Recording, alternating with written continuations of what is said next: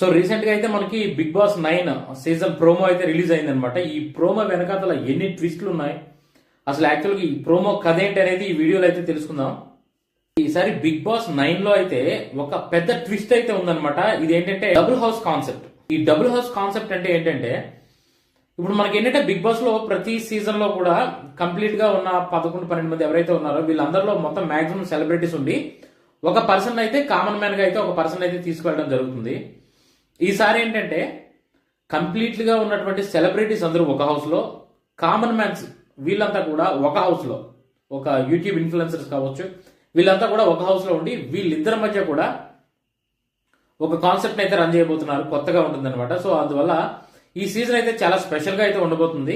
ఈ కంటెస్టెంట్ ని సెలెక్ట్ చేయడం కోసం ఒక 30 మంది కంటెస్టెంట్స్ అయితే సెలెక్ట్ చేశారు. వీళ్ళకి ఒక అగ్ని పరీక్ష అనే ఒక థీమ్ అనమాట, ఒక థీమ్ అయితే క్రియేట్ చేయడం జరిగింది.